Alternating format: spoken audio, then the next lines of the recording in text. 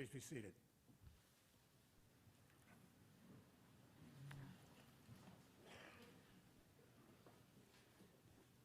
Every one of today's presenters listed in your printed program was close to and worked with President George H.W. Bush, including the gentleman I'm about to introduce who will sing for us this morning with the Singing Cadets. The multi-talented Fred McClure is a gifted vocalist. He is a graduate of Texas A&M University. And in his undergraduate years, he served as student body president. Fred served as a senior member of the White House staff advising Presidents Reagan and President George H.W. Bush on legislative affairs. He's also my predecessor as the CEO of the then George Bush Presidential Library Foundation, now the George and Barbara Bush Foundation. Today, Fred serves as the executive director of the Leadership Initiative here at Texas A&M, and he serves as a member of the George and Barbara Bush Foundation Board of Directors. Please give a warm welcome to Fred McClure as he joins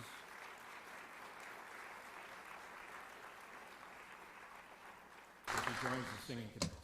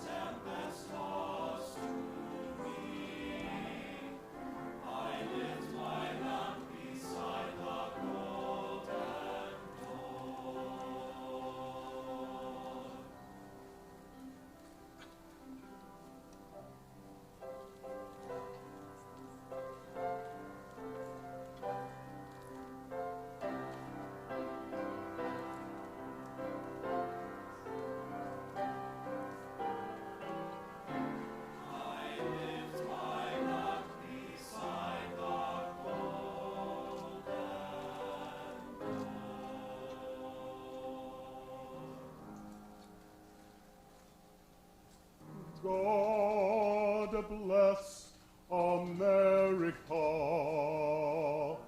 land that I love. Stand beside her and guide her through the night with the light from above.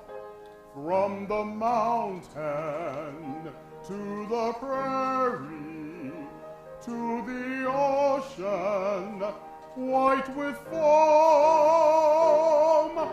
God bless America, my home, sweet home.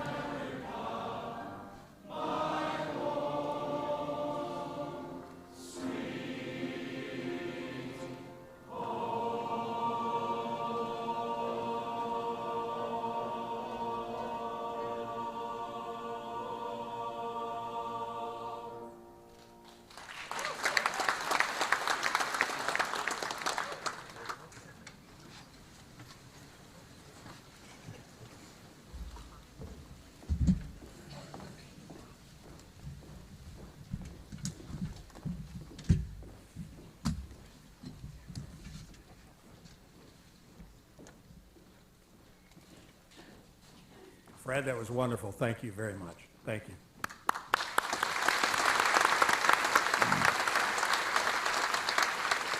And thank you to the singing cadets who are staying with us for the program, to David Kipp and the Corps Honor Guard. Thank you very, very much. Now I'm pleased to introduce our dedicating official who comes to us from the United States Postal Service, the Honorable Robert Mike Duncan. He is chairman of the Board of Governors of the Postal Service, which is comparable to the Board of Directors of a publicly held corporation. The board directs the Postal Service's expenditures, conducts long-range planning, and sets policies, service standards, and capital investments. Earlier in his career, Mike Duncan served as the Assistant Director of the White House Office of Public Liaison under President George H.W. Bush. And he was chairman of the Republican National Committee from 2007 to 2009. He also served as a member of the Board of Directors of the Tennessee Valley Authority from 2006 to 2011, and was chairman of the TVA's board from 2009 to 2010. In 2017, he was named the 17th chairman of the President's Commission on White House Fellowships. And outside of government service, Governor Duncan was president and CEO of the American Coalition for Clean Coal Electricity. He is currently the chairman of the Board of Trustees of Alice Lloyd College in Kentucky and chairman and CEO of the Inez Deposit Bank in Inez, Kentucky. Ladies and gentlemen, please give a warm welcome to Governor Mike Duncan.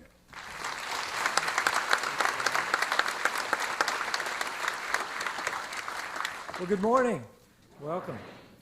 David, thank you. I appreciate that overly generous introduction this morning. My mother would say that I can't keep a job. You know, I've just had many opportunities, and so many of those opportunities started here with this man. On behalf of the United States Postal Service, I'm pleased to welcome everyone to today's dedication of the President George H.W. Bush Commemorative Forever Stamp. The number of people we have here today is a reminder of how we all continue to be touched by and grateful for the life of this remarkable man. For more than 180 years, the United States has honored national heroes on our postage stamps. The tradition began with the portrait of George Washington and the first Postmaster General, Benjamin Franklin. That started in 1847. And it appropriately continues here today with President George Herbert Walker Bush. In fact, it's especially fitting to honor President Bush with his own stamp because he truly understood the power of a handwritten letter or note. And we'll hear more about that later. Over the course of his life, he wrote literally thousands of now cherished letters to family, friends, supporters, even adversaries. I know I still have my first letter from George Bush when he was chairman of the Republican National Committee, and I picked him up at the airport. He got great humor out of that day because he was in Lexington to do a speech for us, and the chairman of the Republican Party in Lexington was a funeral director. So guess what I was driving to pick him up that day? Well, he never forgot that, and neither did Mrs. Bush, who was standing on the outside of the Lexington airport that day. So we had a lot of good laughs over the years over that. But he wrote many letters, and Gene Becker's going to talk a little bit more about that later. But could I get a show of hands of people that received notes or letters from? Look at this. I mean, all over the room today. It's really, really something. He understood the power of written word to connect with people, and he wielded that power with the grace and dignity that he carried in every aspect of his life. Jean's going to talk more about that, and I'm looking forward to hearing some of her stories. Having served in the Bush administration and personally known the president, I'm particularly honored to be part of this today. We had a stamp dedication yesterday in Hawaii, but I wanted to be here today. This is more important to me personally and more important to the country. In his 94 years, President Bush taught us how to serve, how to live, and how to love. How to serve, how to live, and how to love. And think about those themes in his life. He taught us how to serve by constantly answering the call. He did it himself.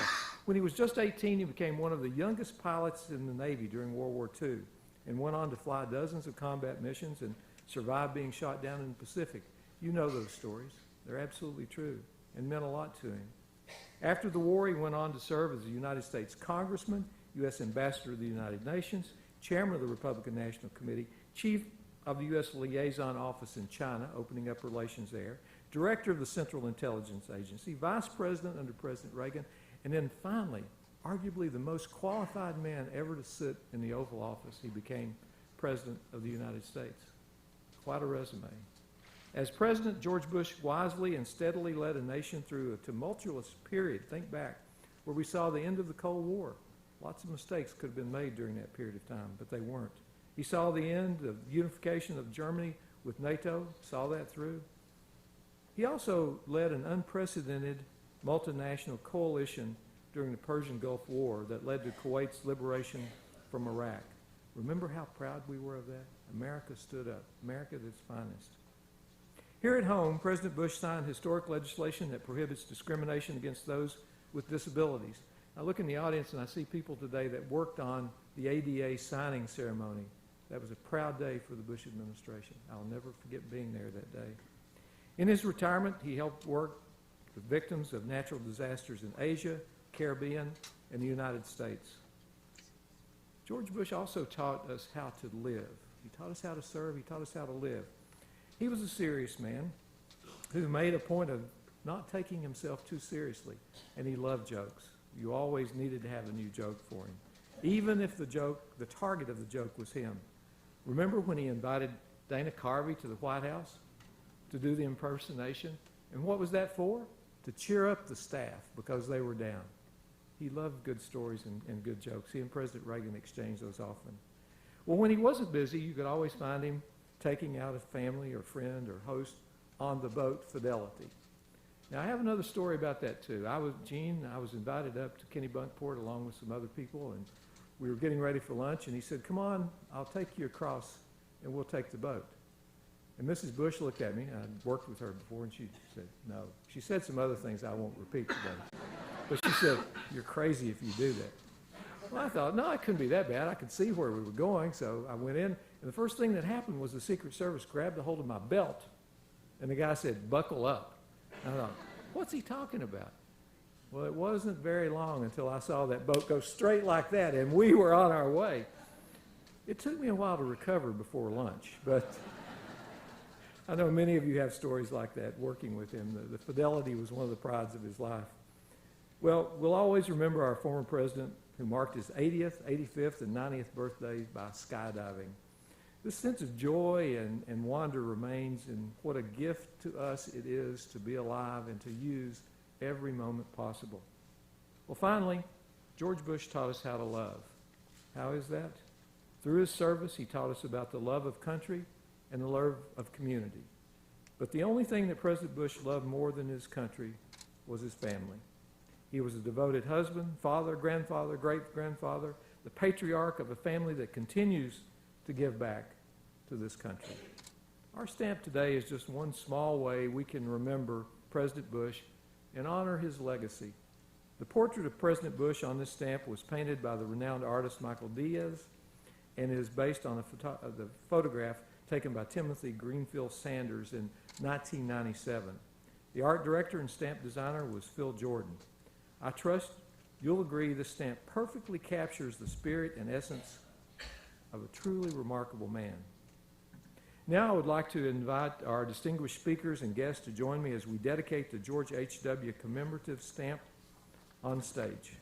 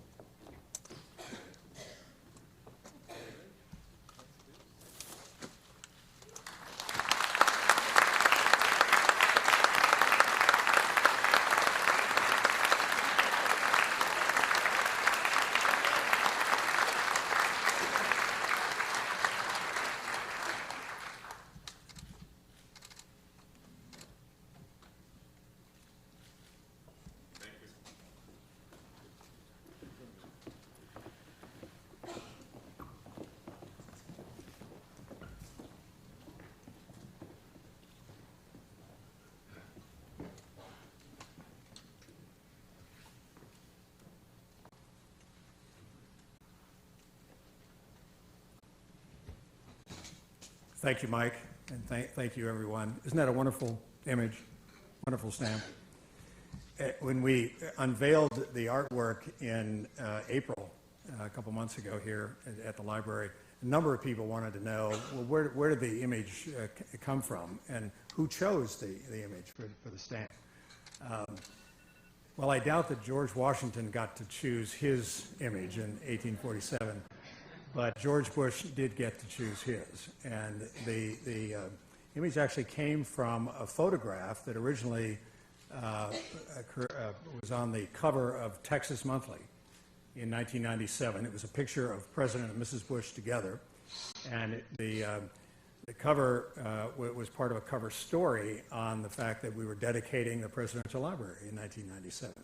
He always liked the image, and so artist Michael Dees painted what you see there for the stamp. So he did get to select his own image, which makes it even more wonderful. And now I have the pleasure of introducing our next speaker, Warren Finch, one of my partners here at the George H.W. Bush Center. The Bush Center is comprised of three entities: the Presidential Library and Museum, the Bush School of Government and Public Service, and the George and Barbara Bush Foundation.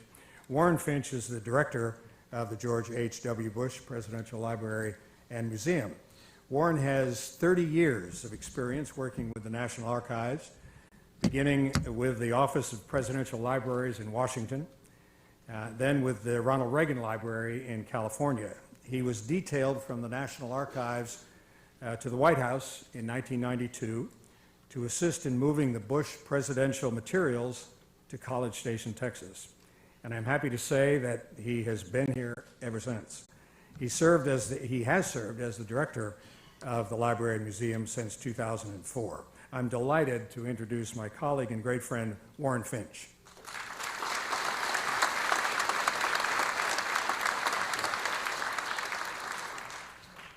Thank you, David.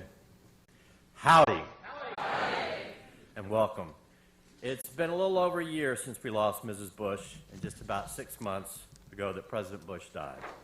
They were both so much a part of the Library and Museum in Texas A&M and Bryan and College Station. Here, so often in the fall, winter, and spring for programs that they became a fixture in the town. Spotted at local restaurants, and when in better health, the President would visit the rec center, and both attended baseball, basketball, and football games. And always modest. When we remodeled the museum exhibit several years ago, President Bush wanted to know why we were putting so much about him in the exhibits. He was all about giving others credit, but it was a former president and first lady that people wanted to know about. And after explaining this to him, including the accomplishments of others who served alongside him, I think we finally reached a compromise. This stamp is a fitting tribute to the man we admire. I'm sure he would say, if he were here, that his mom might not approve of all this attention on him. As a child, she would tell him, "Don't be a braggadocio, George." He never forgot that admonishment, but today I think she would be proud and approve of this stamp, which is a fitting tribute to a man who answered his country's call so many times. We missed them both so much, but we were lucky that they were a part of our lives for so long. While you're here, I hope you will visit the gravesite where the President and Mrs. Bush are interred, as well as their daughter, Robin. And please visit the museum and learn about the former President and First Lady's lives through our exhibit. Much of the story is told in their own words, with the help of 100 interactive exhibits, which detail their years from their early childhood until the left public office, and their years after. Both the President and First Lady remain active always, helping others in so many ways. Today, in celebration of their 95th birthday, we have birthday cake, ice cream from Bluebell, and a great celebration over at the library beginning at 12. I hope you will join me. Thank you very much.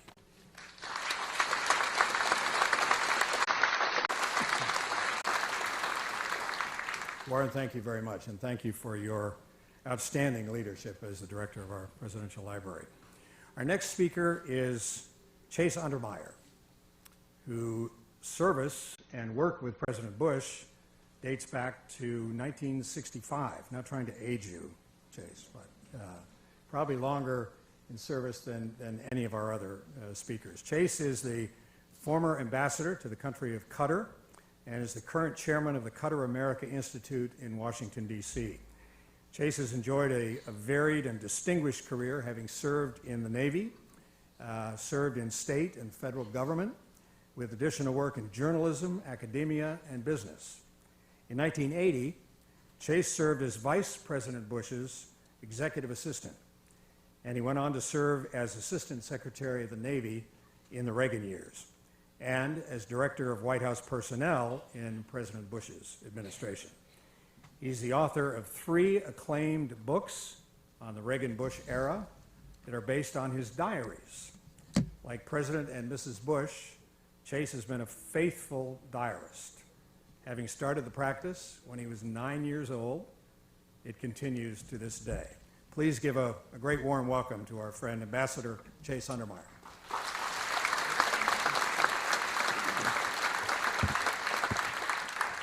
Thank you, David. Howdy. Howdy. J. Edward Day was a Chicago attorney who, much to his surprise, was appointed U.S. Postmaster General by President Kennedy. He wrote of this experience in a wry memoir called My Appointed Round. In it, General Day recalled that once we were asked to issue a stamp honoring the 100th anniversary of the pretzel industry.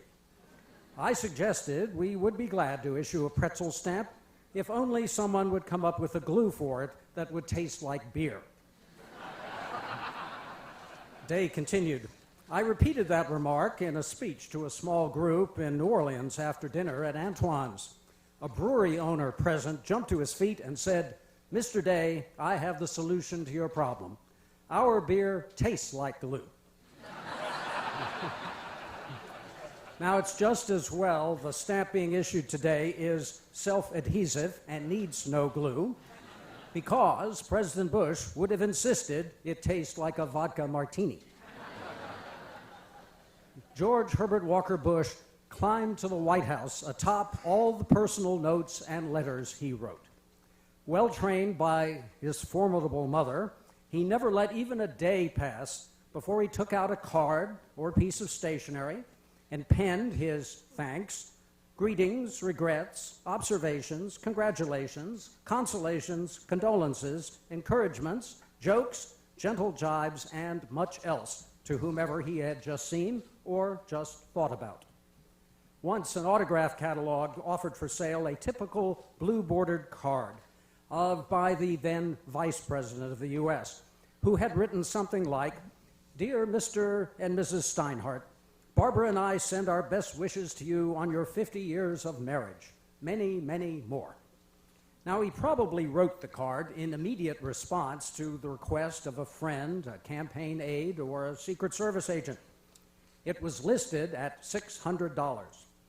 When I mentioned this at a White House staff meeting, the Roosevelt room fell momentarily silent as my colleagues calculated the fortune in their files.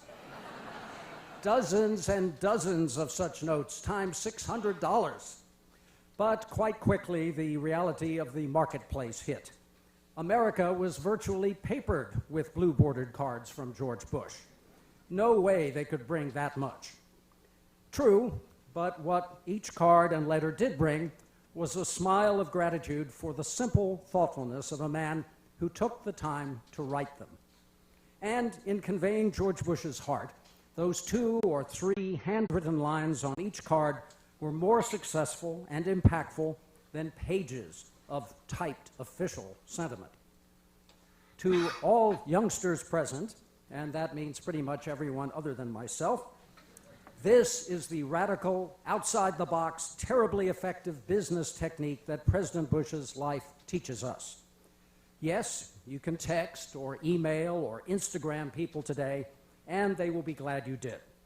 But if you really want to make them grateful, those friends, relatives, and clients, take out a piece of paper and a pen and write them a few sentences in your own hand. Oh, and don't forget to put this handsome stamp on the envelope. It contains no glue in any flavor. Of this splendid tribute to the U.S. Postal Service's best ever customer, we can truly say it can't be licked.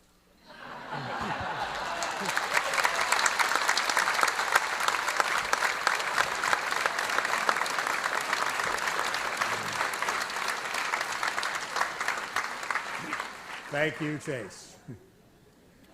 Always entertaining, Chase Underwire. I'm delighted to introduce our next speaker, Gene Becker, who served as President Bush's Chief of Staff in his post-presidency from 1994 until his death last November. And among her many, many duties and accomplishments as Chief of Staff, Gene researched and edited President Bush's remarkable book of letters entitled All the Best. It was first published in 1999 and updated in 2013. During President Bush's White House years, Gene served as Deputy Press Secretary for First Lady Barbara Bush, and later she helped Mrs. Bush research and edit her autobiography, Barbara Bush, a Memoir, and the follow-up book, Reflections. Before joining the Bush White House staff in 1989, Gene was a newspaper reporter for 10 years, including a 4-year stint at USA Today.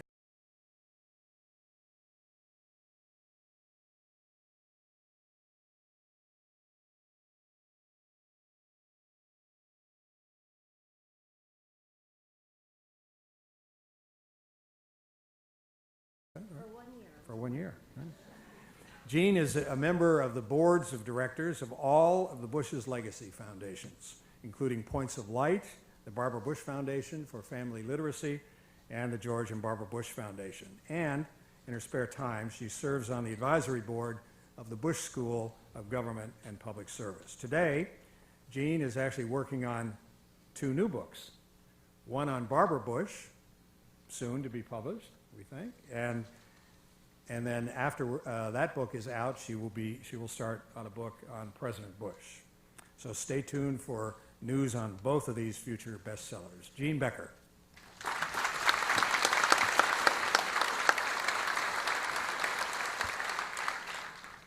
Hey, who knew it would be hard to follow Chase Untermeyer? Gosh. And speaking of Chase's diary keeping, I had dinner with he and his wife Friday night. He took diary notes during the dinner. I'm a little concerned about that. Anyway, thank you, David. Thank you, Governor Duncan, and all the George Bush and stamp lovers here today. Speaking of stamps, a couple years ago, we did some homework in the office of George Bush to gauge the volume of our incoming and outgoing mail. Here are just a couple of statistics. President Bush received an average of 200 pieces of mail a day. Since 1993, the office had sent an estimated 149,700 congratulatory letters to Eagle Scouts. We sent 200 to 300 military retirement letters a month, and since 1993, an estimated 43,500 congratulatory letters were sent for births, weddings, birthdays, and anniversaries. Now, he was a great man. He was a brilliant man, but he did not do this alone. Behind every great man stands an incredible team of mainly women, and it gives me really great pleasure. Most of them are here today. The mastermind was President Bush's longtime director of correspondence, Linda Pepsel. Yes, occasionally she would get frustrated, and once or twice, it's possible, I saw her throw mail on the floor. I would like to say she always picked it up. And helping her were a team of incredible volunteers, many of whom started volunteering for President Bush in the 1960s. They faithfully came in at least once a week, sometimes more often, to open, sort, and help answer mail, and yes, lick a stamp or 2. Most of them are here today, and they're going to kill me, but I would like to ask Linda and all her volunteers to please stand so we can thank them for all they did.